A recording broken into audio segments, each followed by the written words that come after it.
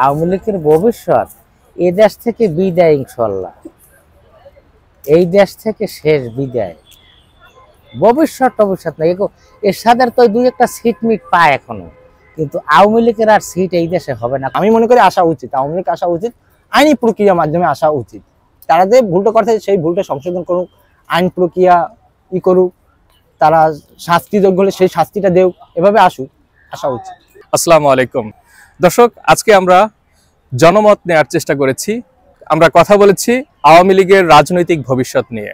দর্শক চলুন দেখি পাবলিক ওপিনিয়ন। যেহেতু আওয়ামী লীগ শাসনামলে বিএনপি খুব একটা নির্বাচনে অংশগ্রহণ করতে পারেনি, 15 বছর প্রায় তারা গত 2 বছর নির্বাচনে অংশগ্রহণ করেনি বলাই যায়, এবং আওয়ামী লীগের যিনি নেত্রী ছিলেন সাবেক প্রধানমন্ত্রী শেখ হাসিনা, তিনি বর্তমানে পলাতক রয়েছেন এবং তার কোনো উত্তরসূরি আমরা ওইভাবে দেখতে পাচ্ছি না। তো বলাই যায় যে আওয়ামী লীগ মোটামুটি ধ্বংসের দ্বার প্রান্তে চলে এসেছে। দেখেন, রাজনীতিতে কিন্তু স্থায়ীভাবে কেউ কারো শত্রু না, এটা কিন্তু আমি আগে পরে এবং আমার কম বেশি দেখি আর কি। বিএনপি একসময় রাজনীতিতে আসতে পারে নাই, তারা কিন্তু সবাই কিন্তু ভেবে নিয়েছে যে আওয়ামী লীগ সারা জীবন দেশ চালাবে, আর কেউ কোনোদিন আসতে পারবে না। তো এখন এটা বলার সুযোগ নাই যে আওয়ামী লীগ আর কোনোদিন আসতে পারবে না, বা আসলেও আসতে পারে, হয়তো বা দেশের পরিস্থিতি সবসময় কিন্তু একরকম থাকবে না। বিএনপি বা অন্য যে সরকারে আসুক সবসময় যে ভালোভাবে দেশ চালাইতে পারবে এটাও কিন্তু আমরা বলতে পারছি না। তো যে কোনো সময় যে কোনো কিছু হইতেই পারে। আমি তো আওয়ামী লীগের রাজনৈতিক ভবিষ্যৎ যেটুকু আমার অভিজ্ঞতা থেকে জানতে পারি, ওদের আগামী কোনো ভবিষ্যৎ আমি আপাতত দেখতে পাচ্ছি না, কারণ দেশের মানুষ ওদের কে চায় না কেউ। আওয়ামী লীগ আসবে না, আর আওয়ামী লীগ আর আমরা বাংলাদেশে দিব না আসার লাগে। ছাত্ররা কোনো সময় আওয়ামী লীগ চাবে না, জনগণ আওয়ামী লীগ কোনো সময় চাবে না। আওয়ামী লীগ তো এখন মনে করেন যে একেবারে একটা তাদেরকে এখন জনগণ কোনোভাবেই চাইতেছে না সরকারে আসুক। যদিও আসে তারপর 10 বছর পরে দেখা যাবে কি হয়।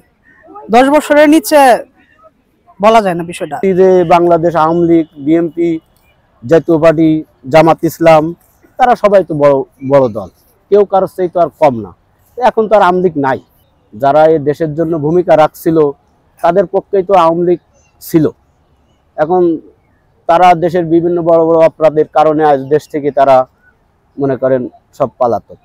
তারা যদি ভালোই কিছু করে থাকে তাহলে 300 এমপি একজনও তো মাঠে নাই। দেশে তো বহুত উন্নয়নের কাজ হয়েছে, কিন্তু তারা তো মাঠে নাই। আওয়ামী লীগের ভবিষ্যৎ এ দেশ থেকে বিদায়, ইনশাল্লাহ এই দেশ থেকে শেষ বিদায়। ভবিষ্যৎ না, এরশাদের তো দুই একটা সিট মিট পায় এখনো, কিন্তু আওয়ামী লীগের আর সিট এই দেশে হবে না। কোনো জায়গায় কোনো একটা সিটে ওনাগো ওই সুস্থ নির্বাচন দিলে একটা সিট ওনারা পাইতে না। অর্ধেক ভোট তো লাগবে একটা সিটে, হ্যাঁ, বা 40% ভোট লাগবে। এই হোল বাংলাদেশের ভিতর কোনো জায়গায় একটা সিট ওনাগো নাই, যার ফলে ওনারা সুস্থ নির্বাচন, একটা মেম্বারের নির্বাচনও সুস্থ দেয় না। ওনারা খালি কার্ড দিয়ে কিভাবে নেবে, ভোট ওই কিছু কাউন্ট হয়েছে, হ্যাঁ হ্যাঁ হয়ে গেছে এইভাবে ওনারা করছে। কিন্তু সামনে ওনারা এক সুস্থ ভোটে তো কোনো টাইমই পাস করতে পারবে না। এরপর সামনের দিকে ওনাগো যেই মামলা হামলা যে দোষ করছে, এই মামলা ওনারা জীবনে শেষ করতে পারবে? এই নেতা মেতা সব পলান না, কেউ কোনো কাজ হইবে না। আওয়ামী লীগ এই শেষ এ দেশ ওই ফাঁকে ফাঁকে 2-1 যা লাভ হয় ফাও, ওতে কোনো লাভ না। ওই জেল যা না খাচ্ছে, মাইন না খাইছে, এই যে খাইবে আর কি। এখন আওয়ামী লীগ ভুল প্রত্যেকটা দলের ভিতরে থাকে।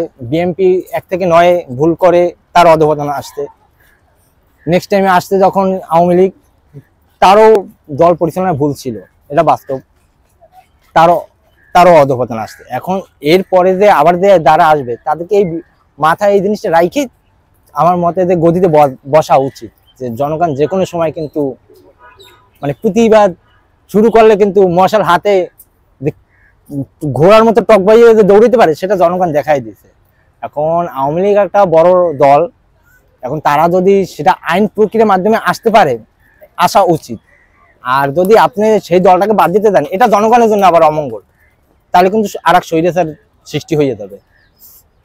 কারণ এক দল বাদ দিতে গেলে আর এক দল তারা কিন্তু আবার স্বৈরাচারের রূপ ধারণ করবে, একতরফা হয়ে যাবে, জনগণ আবার তাদের কাছে জিম্মি থাকবে।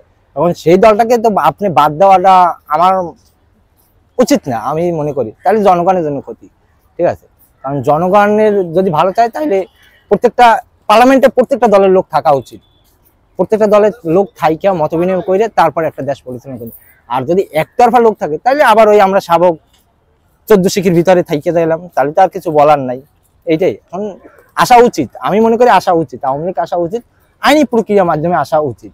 তারা যে ভুলটা করছে সেই ভুলটা সংশোধন করুক, আইন প্রক্রিয়া করুক, তারা শাস্তিযোগ্য হলে সেই শাস্তিটা দেও, এভাবে আসুক, আসা উচিত। প্রিয় দর্শক, দেখছিলেন পাবলিক ওপিনিয়ন, আর এই পাবলিক ওপিনিয়নের উপর আলোচনা করার জন্য রয়েছেন সাংবাদিক এবং রাজনীতি বিশ্লেষক আকরাম।